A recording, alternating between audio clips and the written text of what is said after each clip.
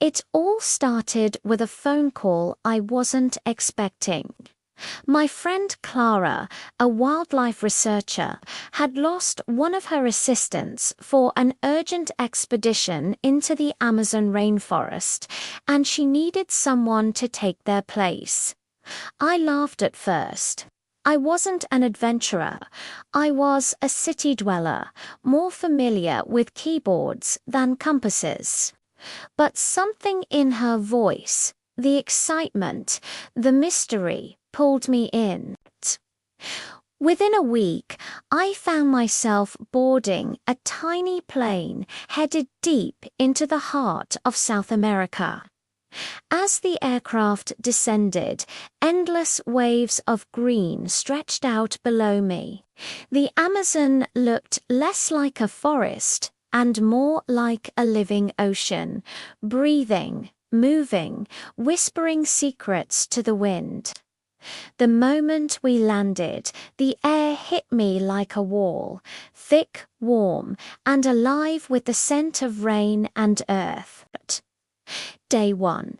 The breath of the jungle. Our small team consisted of Clara, 2 local guides, named Matteo and Julia, and me, the unprepared outsider. My backpack felt too heavy, my boots too new, and my confidence too light. The jungle was overwhelming from the first step. Every sound, a bird's cry, the rustle of leaves, the splash of something unseen, made my heart race. We hiked 4 hours through a maze of roots, vines, and mud that clung to our feet.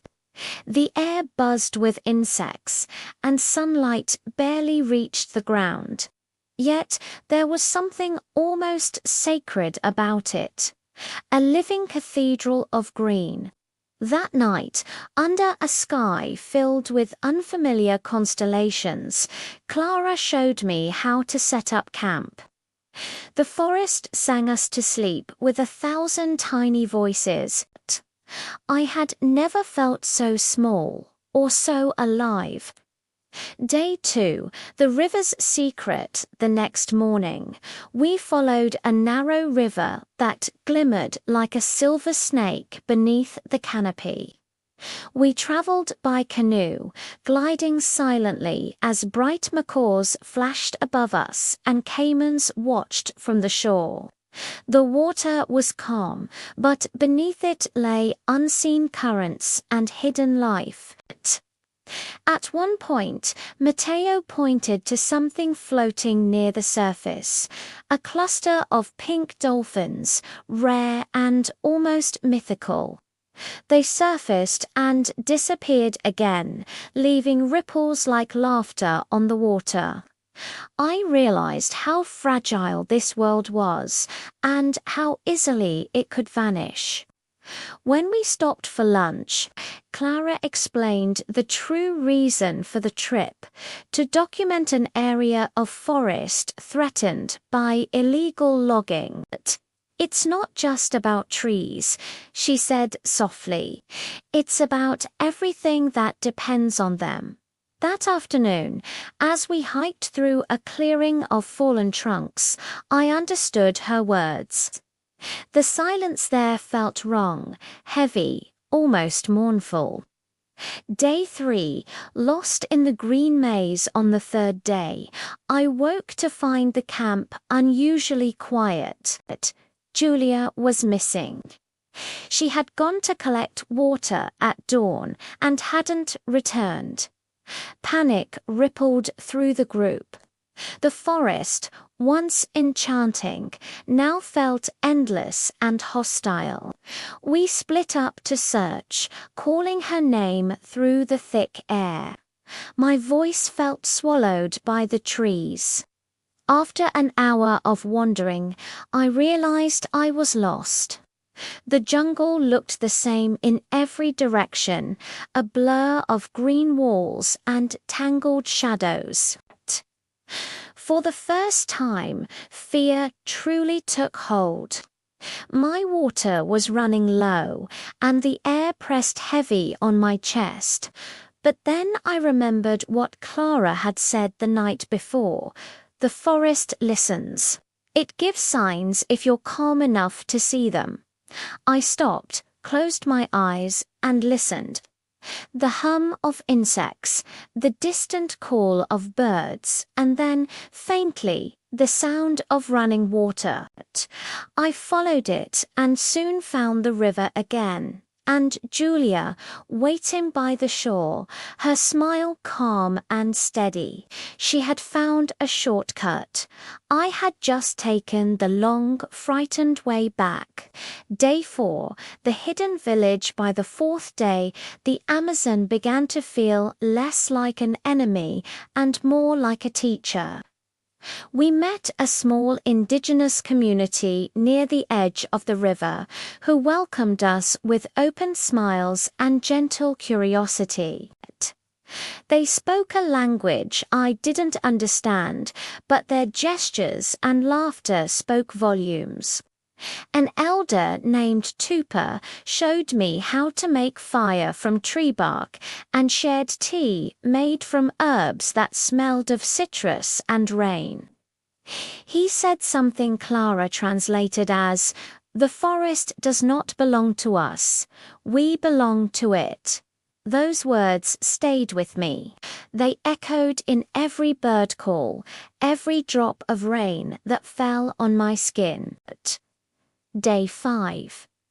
Storm and revelation. That night, a storm hit. The sky roared, lightning cracked the heavens, and the river rose with frightening speed. We rushed to secure the boats, our tents whipping in the wind. For hours, the jungle became a blur of chaos, thunder, water, and darkness. When the storm finally passed, dawn revealed a new world, fallen trees, flooded trails, and a sense of quiet rebirth. Nature had shown its power and its patience. Clara looked around, awe and exhaustion in her eyes. "You see," she said, "this place doesn't need us to save it. It needs us to respect it." Day 6. The heart of the Amazon. On the 6th day, we reached our goal, an untouched grove where ancient trees rose higher than skyscrapers. Their roots formed walls, their branches created a green cathedral of light.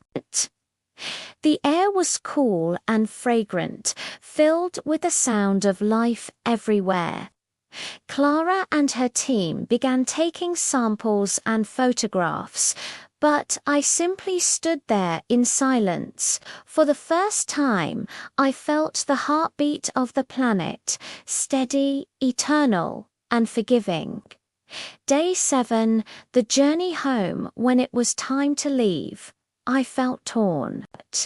I missed the comfort of modern life, yet part of me wanted to stay, to keep listening, learning, breathing with the forest. The journey back felt different. The same river, the same trees, but now I saw them not as obstacles, but as living stories. When we finally returned to civilization, my phone buzzed with dozens of messages, but I didn't check them right away. The jungle had taught me something priceless: how to be still, how to listen, and how to understand that not every journey is planned. Reflections. My trip to the Amazon began as an accident, but it became one of the most meaningful experiences of my life. I learned that the forest is not just a place, it's a living, breathing spirit, resilient, mysterious, and wise. It taught me humility, patience, and gratitude. It reminded me that the most unexpected journeys are often the ones that change us forever. As I look back now, I realize something simple yet profound. Sometimes you don't choose the adventure. Sometimes the adventure chooses you.